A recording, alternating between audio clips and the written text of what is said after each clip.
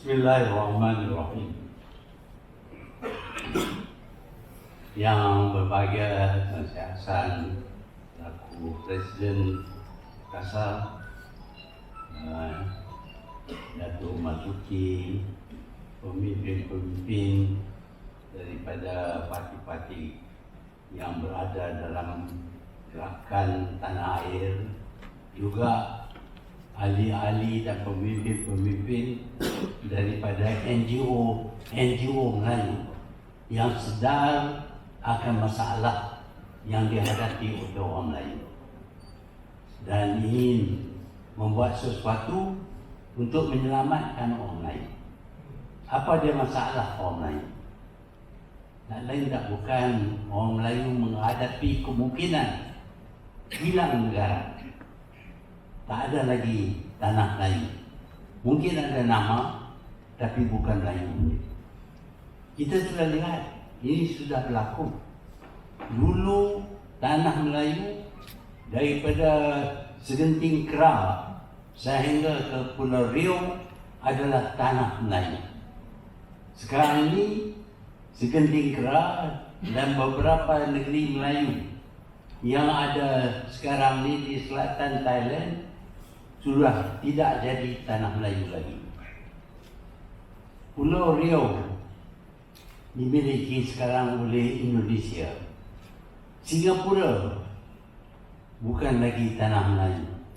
Walaupun dahulu tanah Melayu, hari ini dijadikan negara lain yang dimiliki oleh orang lain, ditadbir urus oleh orang lain.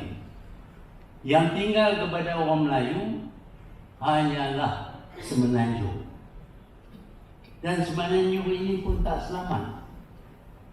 Kerana orang Melayu miskin, mereka menjual tanah. Hari ini Pulau Pinang bukan kita punya. Hari ini ibu kota bukan kita punya. Bandar Ipoh bukan kita punya. Kebanyakan bandar-bandar bukan kita punya. Kita kata bukan kita punya kerana kita nak masuk, nak bertanding di situ pun tak boleh. Tak boleh menang kerana diduduki oleh orang lain. Kerana orang Melayu sudah jual tanah kerana mereka miskin. Bukan saja orang Melayu, tapi kita dapati kerajaan juga jual tanah kepada orang lain. Bahkan raja-raja kita pun jual tanah juga. Lama-kelamaan seluruh Semenanjung ini akan dimiliki oleh orang lain. Di waktu itu kita kata tanah Melayu, tapi milik orang. Seperti mana kita lihat di Singapura. Singapura sebahagian daripada Johor, tetapi sekarang ini menjadi negara lain yang kadang-kadang sombong melawan dengan kita, walhal asalnya ialah sebahagian daripada tanah Melayu. Kalau kita tidak berjaga-jaga, tidak cekap mengurus negara, maka Semenanjung ini juga akan jadi negara lain. Inilah cabaran yang kita hadapi. Dan besar kemungkinan kita akan hilang. Kenapa? Kerana orang Melayu berpecah belah. Berpecah kepada beberapa buah parti yang lawan sesama sendiri. Bukan lawan dengan musuh orang Melayu, tidak. Orang Melayu lawan dengan orang Melayu, nak jatuh orang Melayu, nak naik orang Melayu, yang bila naik jadi penyangga. Ini kita dapat lihat. Apa yang saya kata di sini boleh kita tentukan, ada bukti. Orang Melayu bila dapat kuasa menyalahgunakan kuasa. Nak isi poket. Wah, mereka sudah jadi kaya. Ada orang pemimpin politik memiliki sampai 2 bilion ringgit. Tunku Adnan, dia ada 2 bilion ringgit lebih. Jamaluddin Jarjis yang sudah meninggal mempunyai 2 bilion ringgit lebih, yang sekarang ini direbut oleh isteri dan mak Jamaluddin dan kita punya bantuan Najib Razak, bukan 2 bilion, 30 bilion ringgit dia curi. Kalau berniaga tak boleh dapat 30 bilion ringgit. Kalau buat kerja biasa tak boleh dapat sekian banyak. Mereka dapat duit yang banyak kerana mereka mencuri duit rakyat, duit cukai yang dibayar oleh rakyat dicuri oleh ahli politik yang semacam ini. Apa jadi kepada orang Melayu? Apa jadi kepada negara? Apa jadi kepada agama? Itu tak penting. Yang utama ialah untuk menjadi Perdana Menteri supaya boleh curi duit. Kita nampak dengan mata kepala kita sendiri. Dan hakim pun tak dapat nak tutup kesalahan ini. Kita lihat bagaimana Najib dibicara 4 tahun. 4 tahun dia dibicara oleh 3 mahkamah. Mahkamah Tinggi, Mahkamah Rayuan dan Mahkamah Federal. Oleh 9 orang hakim. Tak ada satu pun daripada hakim yang 9 ini yang berkata mungkin Najib tidak salah. Semua mereka berkata, 9 orang berkata Najib melakukan jenayah, mencuri duit, mencuba membersihkan duit yang dicuri, menyalahguna kuasa, menipu. Semua ini dinyatakan oleh hakim. Dan hakim-hakim ini tidak buat keputusan dengan sewenang-wenangnya. Keputusan, laporan yang dibuat oleh Hakim Mahkamah Tinggi Mazlan, dia menulis 800 muka laporan yang mengandungi semua bukti yang menunjuk bahawa Najib memang pun mencuri, memang pun menyalahguna kuasa. Itu laporan yang dibuat oleh Mahkamah Tinggi yang disahkan oleh Mahkamah Rayuan, Appeal Court, yang disahkan juga oleh Federal Court oleh 5 orang hakim. Tak ada satu pun yang berkata ada perkara-perkara yang tidak benar dalam laporan yang dibuat oleh hakim di Mahkamah Tinggi. Tetapi Najib berkata dia menginayah. Mana ada satu orang yang mencuri berbilion-bilion ringgit yang dibicara selama 4 tahun oleh 9 orang hakim, 3 mahkamah tinggi, yang lain tak pernah ada penghakiman yang semacam ini. Tetapi anak Najib berkata ini menginayahkan bapaknya. Awal-awal lagi kenapa kamu tak bagi tahu kepada bapak kamu? Jangan buat benda ini. Saya bercakap dengan Najib semasa saya masih berbaik-baik dengan dia. Saya kata kepada Najib, tak payahlah you bagi duit. Cuma turun ke kampung. Orang kampung kita bersalam dengan dia, tanya apa khabar dan apa jadi anak dan sebagainya. Itu mencukupi untuk mereka sokong. Tetapi bila saya bagi tahu kepada dia di rumah saya, dia datang di rumah, saya kata, Najib, you tak payah bagi duit, you turun saja, jumpa dengan orang akan sokong you.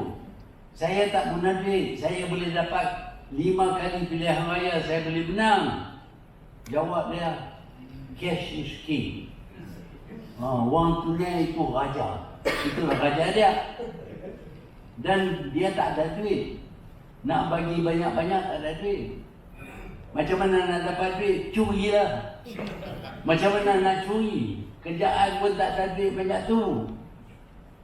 tubuh satu badan perniagaan penuhnya, hutang 42 bilion, curi duit. Itulah cara Najib. Dan ramailah pengikut-pengikut Najib yang dapat nikmat daripada pencurian oleh Najib. Ini berlaku dengan sebenarnya, bukan saya cerita dongeng, tidak. Semua orang tahu, dunia tahu, sehingga dunia berkata ini adalah skandal yang terbesar dalam sejarah dunia. Itu rekod kita lah. Tapi Najib kata, apa nama tu? Bosku. Malu apa bosku curi? Kalau bos curi tak malu, aku pun curi juga lah. Jadi parti UMNO itu jadi parti pencuri. Dipanggil sebagai kleptokrasi. Parti penyangak dipimpin oleh penyangak. Itu daripada sebuah parti yang mulia, parti yang berjuang dulu untuk lawan dengan Melayu Union, untuk memerdekakan negara, untuk memajukan negara, sehingga dia terkenal sebagai harimau Aceh. Itu kebolehan kita kalau ditakdir dengan baik. Tetapi Najib cuma nampak duit yang dia boleh perolehi dengan mudah. Dan adalah lagi hiburan-hiburan yang lain, yang cari rambut panjang dan sebagainya. Tapi lah ni rambut panjang belum tentu lelaki ke perempuan. Tuan-tuan dan perempuan, kita mesti jatuhkan kerajaan kleptokrasi. Macam mana kita nak jatuhkan?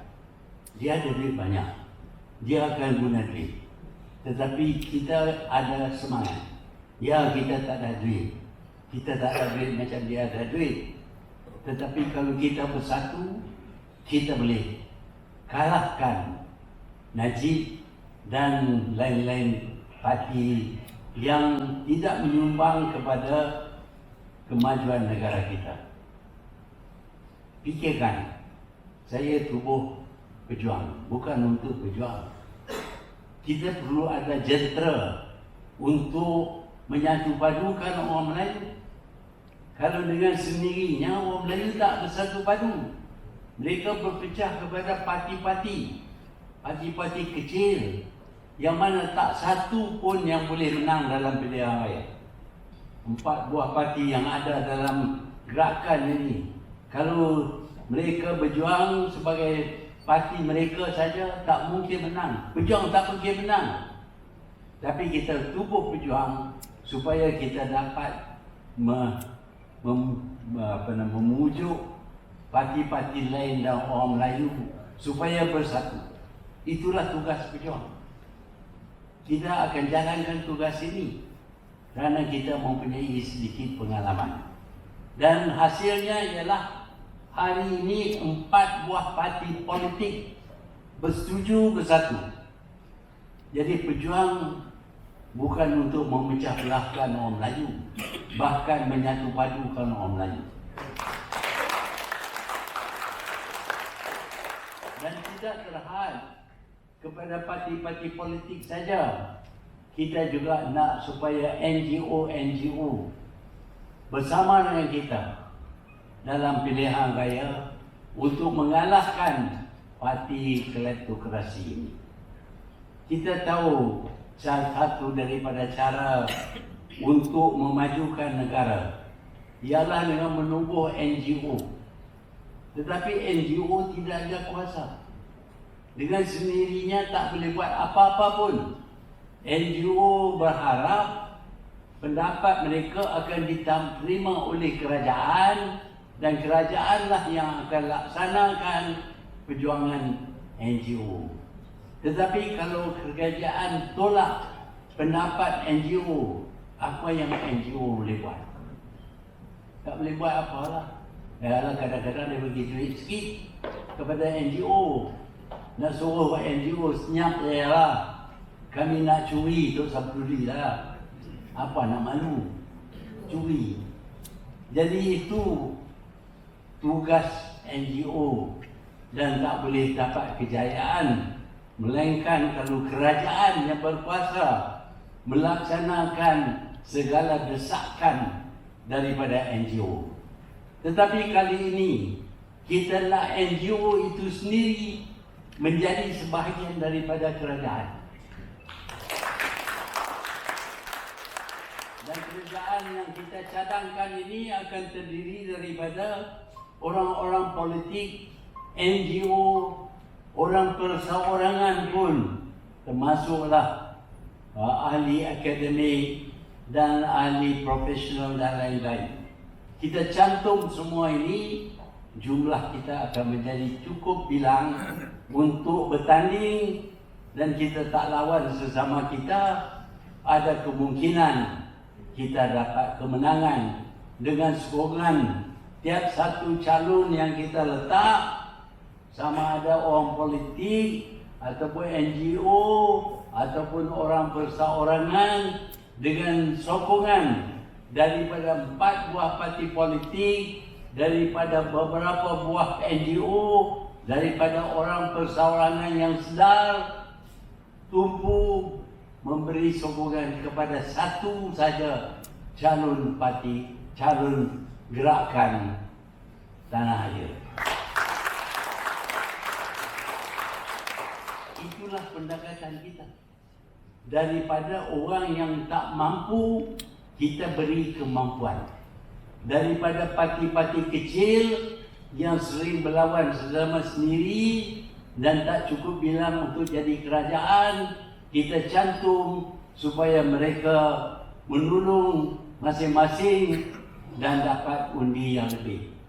Dicampur dengan NGO dan NGO juga akan meletakkan calon dan disokong oleh parti politik, disokong oleh calon-calon NGO yang lain, ada kemungkinan mereka menang.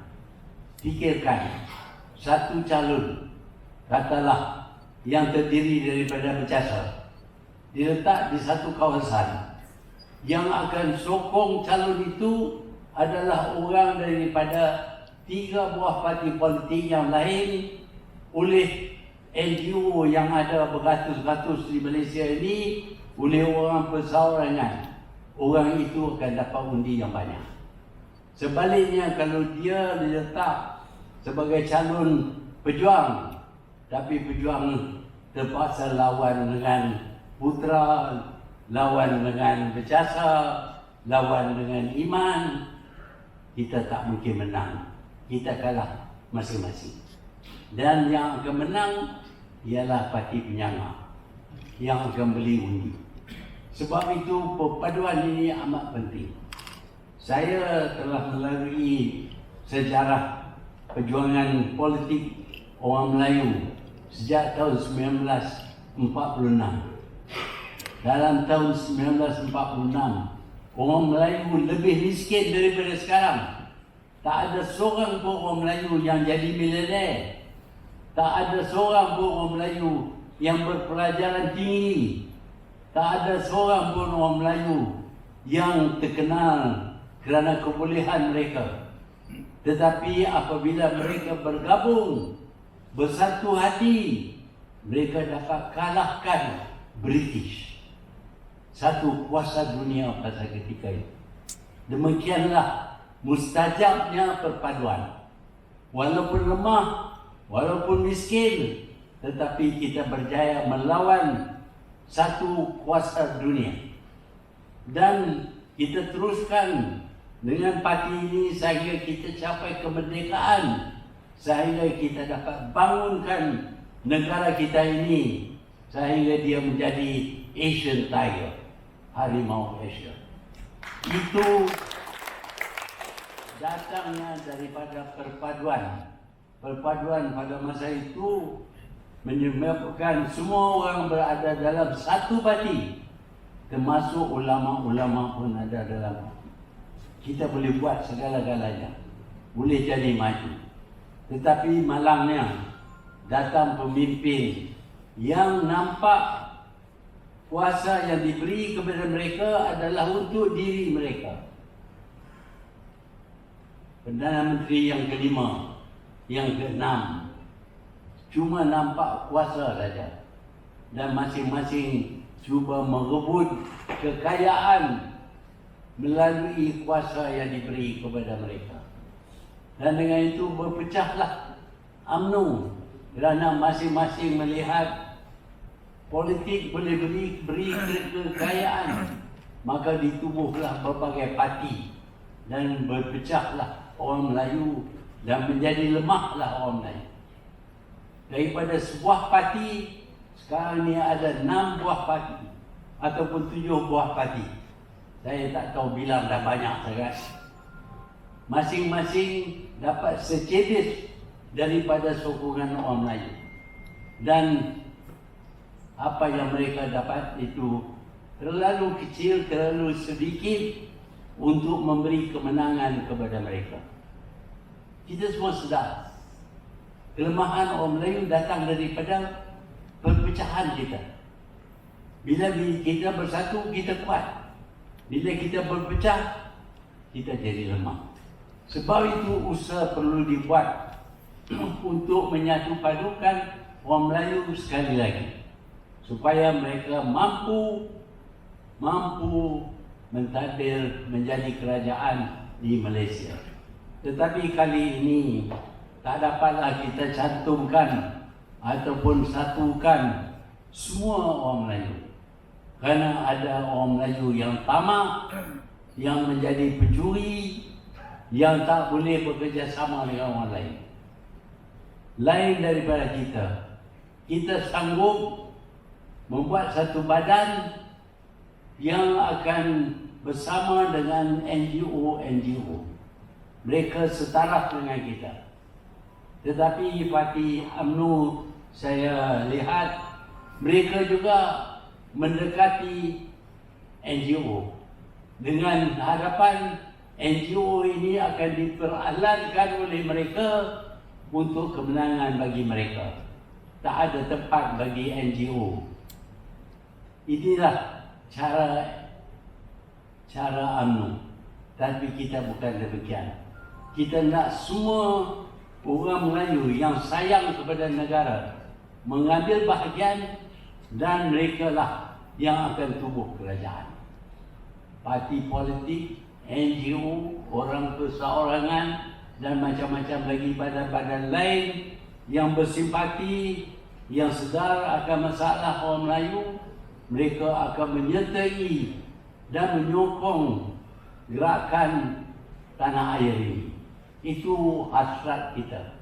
Bukan untuk Dr. Mahathir nak peralatkan orang lain. Saya tak nak palat apapun. Apa nak buat? Umur dah 97. Berapa lama lagi? Nak pergi lah. Saya tak ada niat apapun. Melainkan niat saya sejak saya berkecimpung dalam bidang politik ialah untuk melihat bangsa saya dihormati oleh dunia.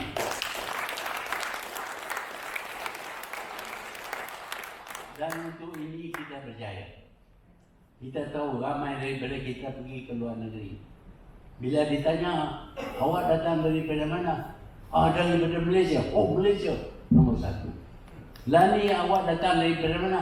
Daripada Malaysia. Apa jadi kepada Malaysia? Ini yang dibuat oleh Najib. Sebab itu Najib dan juga Muhyiddin mesti dikalahkan. Kita boleh menang. Kali ini kerana rakyat terpecah kepada banyak parti yang akan bertanding. Tak ada satu parti pun yang mampu mendapat lebih daripada 50% kursi dalam Dewan supaya mereka dapat tubuh kerajaan. Semua parti akan dapat kurang daripada 50%. Tetapi kita harap kita menjadi parti golongan yang terbesar yang memenangi dalam pilihan raya PRU 15 ini. Mungkin cuma 35%, 40%. Tetapi parti yang terbesar kemenangan berhak untuk menubuh kerajaan. Kerajaan yang akan ditubuh akan menjadi kerajaan minoriti, kerajaan yang tidak cukup bilang. Tetapi pada masa itu kita boleh jemput parti-parti yang sebunuh dengan kita untuk menyertai gerakan kita dan untuk menubuh kerajaan, supaya kerajaan yang akan kita dirikan mempunyai lebih daripada 50% kursi dalam Dewan Rakyat. Dengan itu sukar bagi pihak lain menjatuhkan kita. Kita perlu menang lebih banyak daripada 111. Kalau dapat cuma 112 tak cukup. Saya tak fikir Pejuang akan dapat 120 ataupun Putra ataupun Iman ataupun Berjasa ataupun pihak NGO. Tak boleh dapat. Kita dapat sikit-sikit.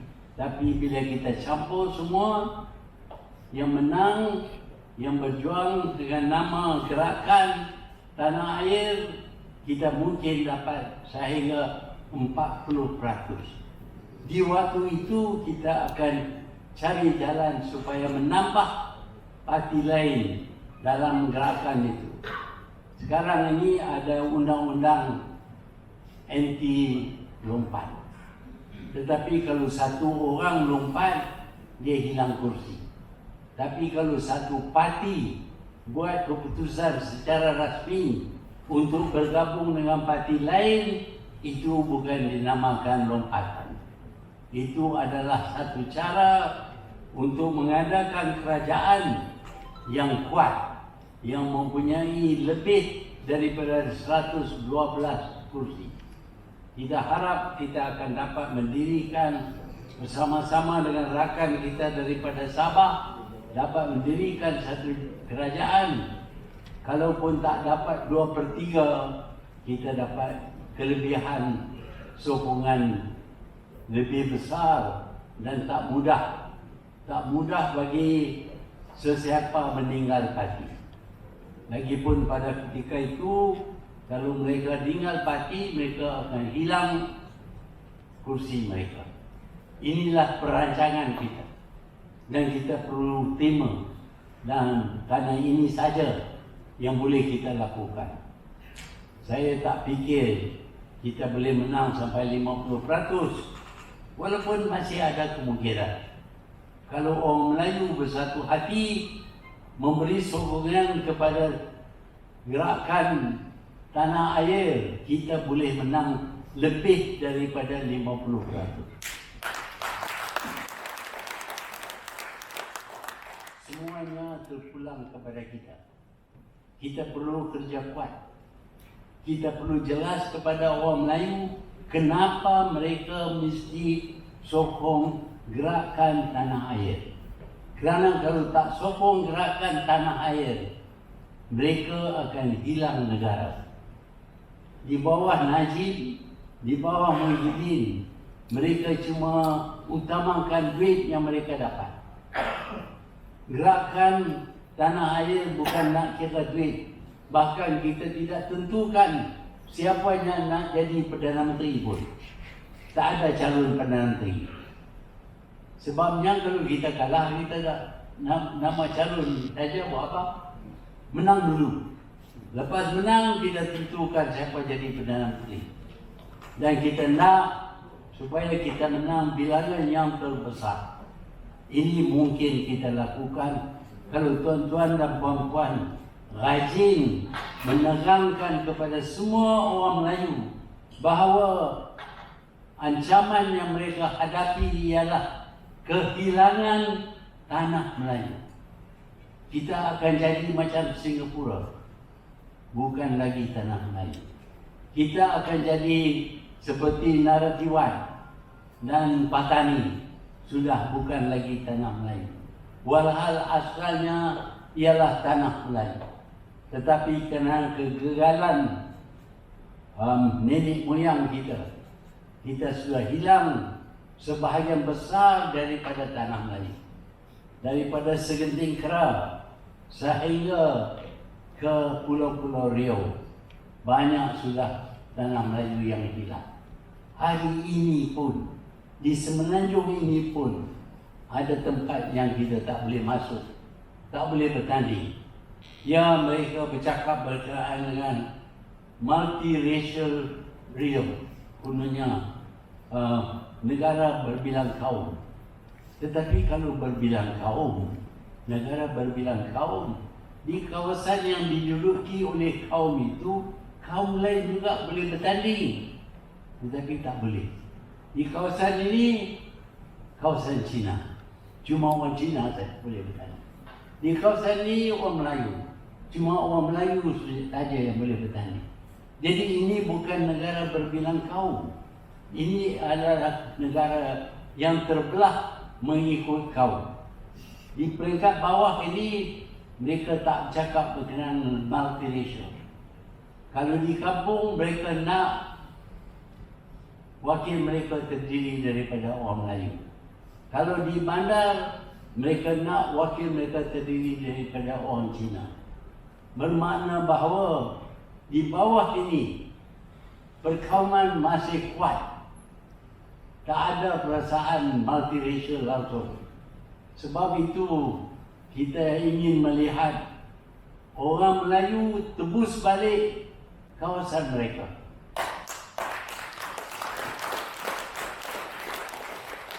Tuan-tuan dan puan-puan, kita perkenalkan PNB, Perbenaran Nasional Berhad. Sekarang ini, walaupun orang Melayu miskin, tetapi bila sumbangan wang datang daripada orang yang miskin ini, kita boleh berdiri satu menara yang kedua tertinggi di dalam dunia. Ini kita boleh buat. Menara yang kita sedang bina ini, 118 tingkat, adalah milik orang Melayu. Kita boleh buat. Dan banyak lagi cara yang kita boleh buat untuk menebus balik harta kita, tanah kita. Bukan kita nak rampas harta orang lain, tidak. Tetapi kita nak lihat bandar-bandar di Malaysia seperti Putrajaya. Kita lihat di Putrajaya, dia adalah satu bandar yang mana orang Melayu boleh berniaga, hidup. Kedai-kedai semua dimiliki oleh orang Melayu. Ada juga yang dimiliki oleh orang lain. Tetapi hari ini kita lihat bandar-bandar dimiliki oleh orang lain. Orang Melayu terpencil tinggal di kampung-kampung. Tetapi kita boleh bangun 10 lagi Putrajaya. Kita boleh bangun 20 lagi Putrajaya. Tetapi yang diperlukan ialah kerajaan Melayu yang kuat, yang lurus, tidak menipu. Dan ini kita boleh buat.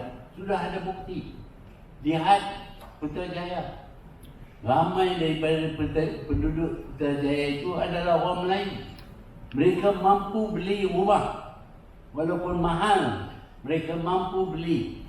Tetapi malangnya di tempat lain, rumah yang dibuat kononnya yang mampu dibeli tak boleh dibeli oleh orang Melayu. Kerana miskin.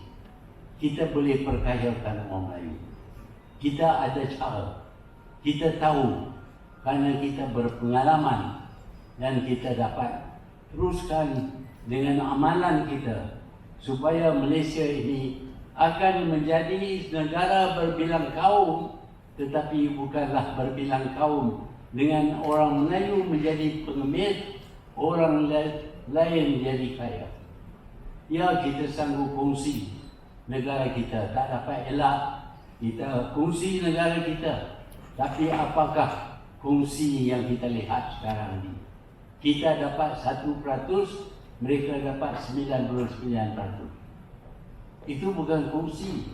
Itu adalah kezaliman kepada orang lain. Terpulang kepada kita, kepada tuan-tuan dan puan-puan.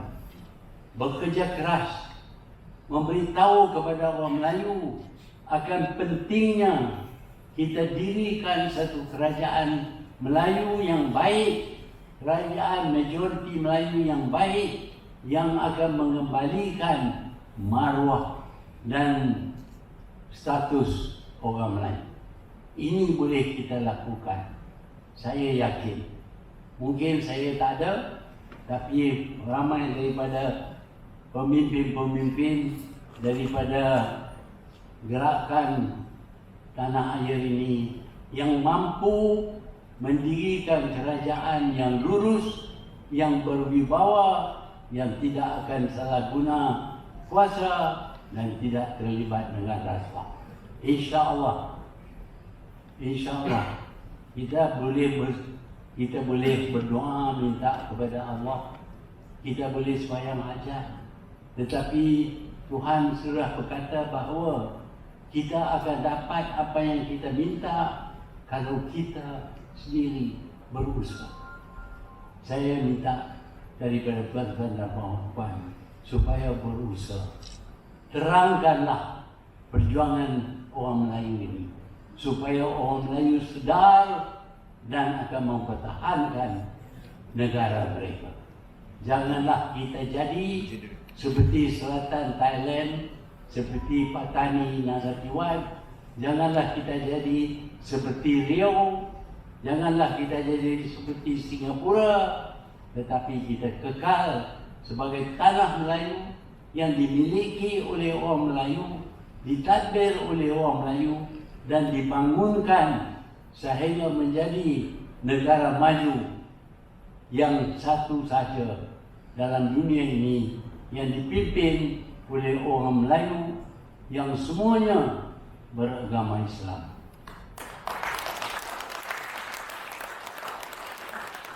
Selamatlah orang Melayu, kerana keselamatan orang Melayu sama dengan keselamatan agama Islam. Kerana kita orang Melayu ini berbeza daripada yang lain. Kita cuma Melayu kalau kita beragama Islam. Jadi kalau Melayu itu hilang, Islam itu juga hilang. Kita berjuang untuk agama. Tetapi kalau kita hilang negara kita, agama kita pun akan disingkir, diketepikan seperti yang terdapat di Singapura. Inilah ancaman yang kita hadapi dan terpulanglah kepada kita untuk bekerja sama menyatu padukan orang Melayu, menyedarkan mereka akan kemungkinan mereka hilang negara supaya mereka bersatu padu untuk mempertahankan negara yang satu yang ada kepada orang Melayu sekarang ini. Sekian, terima kasih.